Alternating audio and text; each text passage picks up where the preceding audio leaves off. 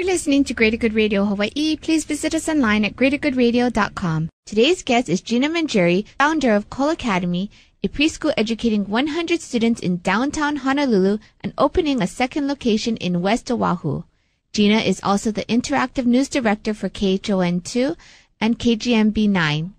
So being that your specialty is in journalism, did you just use your parenting skills and what you wanted in a preschool to decide what you wanted to have in this school? Where did you get your business vision from? Sure. I grew up in an entrepreneurial family in terms of business. Always was involved in family businesses quite heavily. My husband and I have other family businesses that we've run here in Hawaii prior to this. And I do have a master's in business, an MBA from UH. So from the books and the past experience, and from running Pacific Business News's newsroom, we see a lot of success and failure stories. So I think, again, by the books, so to speak, I know what makes a good and bad business. Number one, you've got to have market demand, which we have in spades for early childhood education. There just aren't enough preschools. So that's a given. And number two, looking at what's product differentiation. What are you doing differently? And some of the things I mentioned before, from biometric security to unheard of low ratios and class sizes, that redefines, that writes the book. Our prices are higher, but so is the value. So those business principles you can apply to just about any industry. Now, I am not a teacher, but like you say, I am a parent, and I was a shopper for daycare services and preschool before I opened this. And I was on the board of other educational institutions, including preschool, in which I saw some excellent organizations known as being excellent that still could go ahead and notch it up a little bit. And that's what I thought that we could do. So I don't know how to write the curriculum, but we hired experts to do that. I don't know what the lesson plan should say, but our director does and our teachers do. So we pay our wages are well above scale for this industry. So we pay the best, and I think we get the best, and they work hard for sure, but they know what they're doing.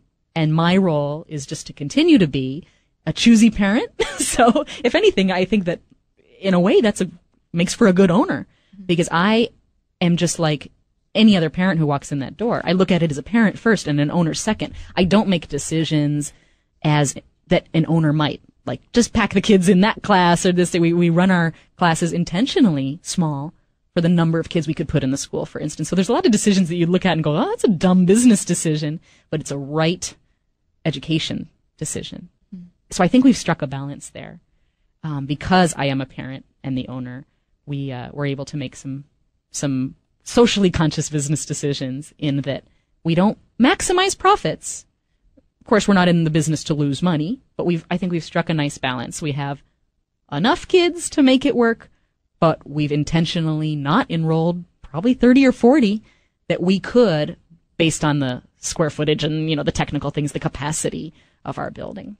So you won't give up quality in order to just make a buck, is what you're saying. Right, and I'm saying it would be easy. Which is actually a good business decision.